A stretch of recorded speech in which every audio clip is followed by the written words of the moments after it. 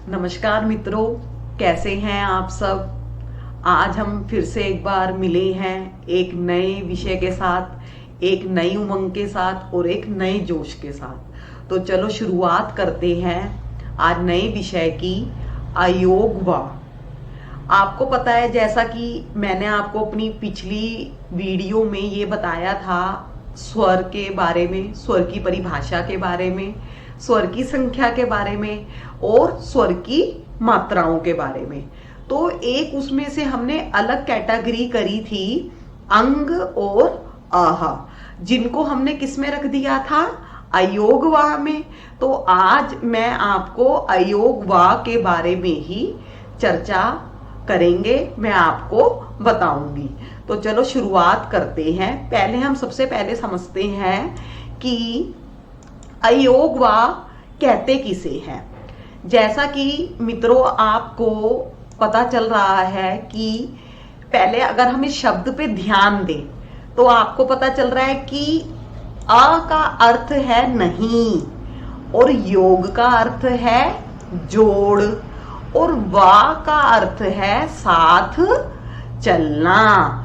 तो ये वो वर्ण होते हैं जिसका जोड़ ना तो किसी स्वर के साथ होता है और ना ही किसी व्यंजन के साथ होता है, या हम इनको इस प्रकार से भी समझा सकते हैं, जो किसी के साथ ना चले उसे हम क्या कहते हैं, अयोगवा कहते हैं। या मैं आपको इस तरीके से भी समझा सकती हूं, जो अ के योग से व्यंजन का अर्थ वहन करते हैं, वाह का मीनिंग होता है वहन करना। जो अ के योग से व्यंजन का अर्थ वहन करते हैं उसे हम कहते हैं अयोगवा। ये हिंदी वर्णमाला में दो माने गए हैं, एक तो है अंग और एक है आहा। अब सबसे पहले हम अंग के बारे में चर्चा करते हैं। जैसा कि मित्रों आपको स्क्रीन पे दिख रहा है, अंग में ये जो ऊपर एक बिंदु लगाई गई है, इसको हम क्या कहते हैं, अनुस्वार। अनुस्वार ये वे वर्ण होते हैं जिनका उच्चारण करते हुए जो हवा है हमारी, वो नासिका से यानी नाक से बाहर निकलती है। तो अनुस्वार को बोलते हुए जो हमारी हवा है वो नासिका के द्वारा, नाक के द्वारा बाहर निकलती है। जैसे मैंने आपको कुछ एग्जाम्पल दिए हैं, संध्या, अंजीर, जंजीर, कंचन, जंगल, संसार।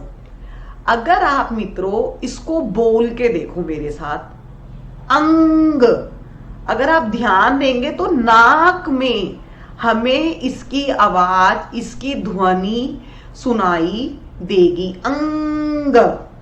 तो जब हवा नासिका के द्वारा बाहर निकलती है तो उसे हम अनुस्वार कहते हैं। यहां पर मैं आपको एक चीज और समझाना चाहूंगी मित्रों। जो अनुस्वार होते हैं ना, आपने व्यंजन पढ़े हैं, व्यंजन हमारे हिंदी वर्णमाला में 33 माने गए हैं, जिसमें हमारे 5 वर्ग होते हैं। पहला का वर्ग, फिर च वर्ग, फिर ट वर्ग, ता वर्ग और पा वर्ग। और आपको पता है हर वर्ग में 5-5 अक्षर होते हैं। जैसे का वर्ग का जो पंचम अक्षर है, पंचमा अक्षर यानी पंचम, 5वां वर्ण, 5वां अक्षर। तो का वर्ग का जो 5वां अक्षर है मित्रों, वो क्या है, अंगः। इसको हम ऐसे बोलते हैं, ठीक है, ये ऐसे है।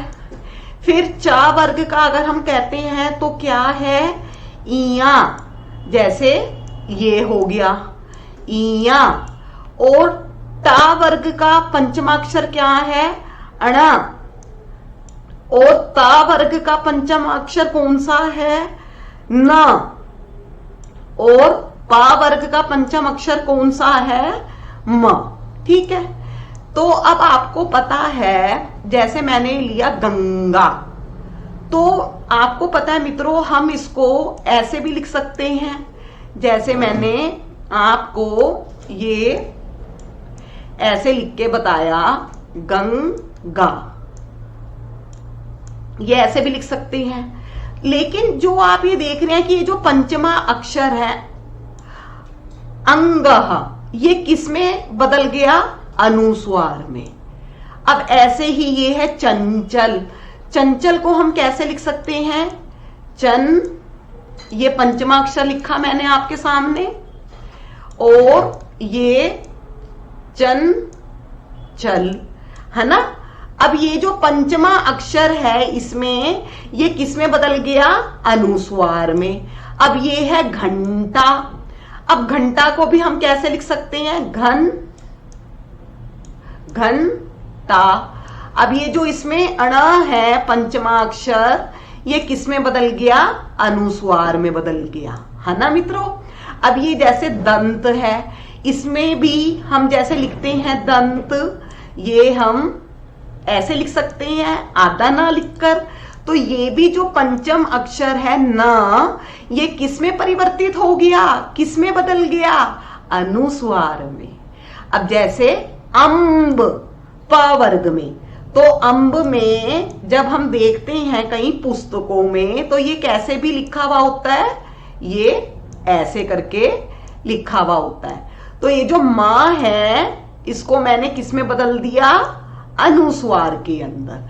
तो आप समझ पा रहे हैं, मैंने आपको जो समझाना यहां पर चाहा है कि जो पंचमा अक्षर है हर वर्ग का, क वर्ग का, च वर्ग का, ट वर्ग का, त वर्ग का और प वर्ग का, वो किस में परिवर्तित हो जाता है? किस में बदल जाता है वो? अनुस्वार में। तो अनुस्वार के बारे में आपको जो बात याद रखनी है वो ये याद रखनी है कि जो पंचम अक्षर है वो बिंदु अनुस्वार में वो बदल जाता है। समझ में आया आपको सबको? अब अगला देखो, आह। आह जो अयोग वा है, इसमें ये देखो दो बिंदु लगी होती है। इसको हम, इसका उच्चारण कैसे होता है? इसमें कैसी ध्वनि आती है मित्रों? ह की, ह की। और इसको हम और क्या कहते हैं? विसर्ग कहते हैं। संस्कृत में इसको हम विसर्ग कहते हैं, जो दो बिंदु है।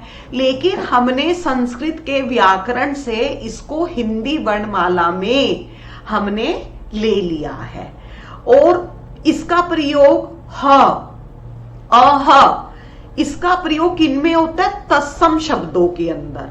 अब आपके मन में एक प्रश्न आ रहा होगा कि तत्सम शब्द क्या होते हैं? तत्सम शब्द वे शब्द होते हैं जो संस्कृत के हैं, लेकिन उनको हमने उसी रूप में हिंदी भाषा में स्वीकार कर लिया है, अपना लिया है।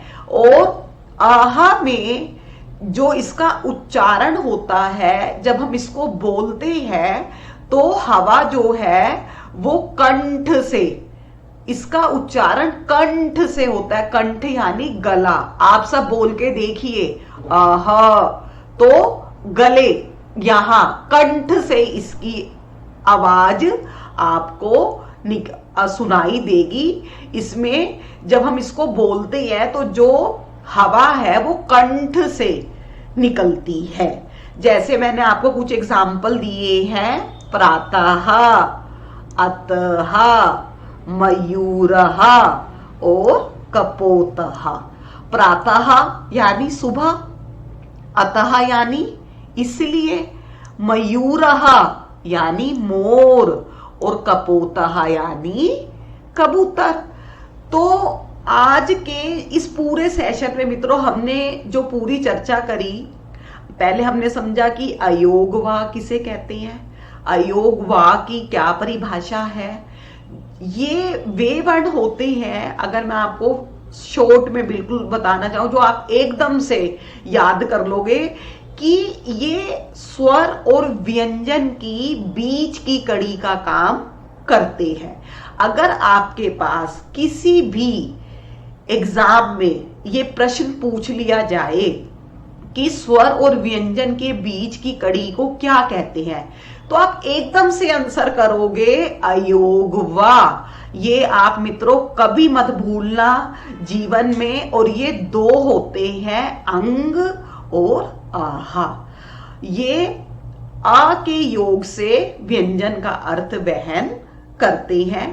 फिर मैंने आपको अंग का शॉर्ट में मैं रिपीट करना चाहूंगी यहां पर कि जो हर वर्ग का पंचम अक्षर है वो अनुस्वार में बदल जाता है, और जो आहा है उसको हम क्या कहते हैं, विसर्ग, और इसका उच्चारण ह की तरह होता है और तत्सम शब्दों में इसका प्रयोग किया जाता है।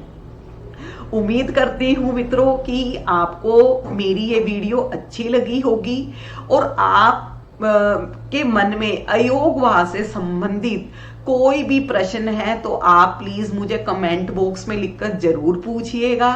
मेरी वीडियो आपको कैसी लगी ये कमेंट बॉक्स में जरूर मुझे लिखकर बताइए। और अगर सबसे इंपॉर्टेंट आपके करिकुलम में अगर कोई ऐसा विषय है जिसपे आपको कठिनाई आपको आ रही है या आप समझने में आपको कोई दिक्कत है, तो आप प्लीज मेरे से कमेंट बॉक्स में जरूर पूछ सकते हैं। और मेरी वीडियो को मित्रों लाइक करना ना भूलें, सब्सक्राइब करना ना भूलें। धन्यवाद।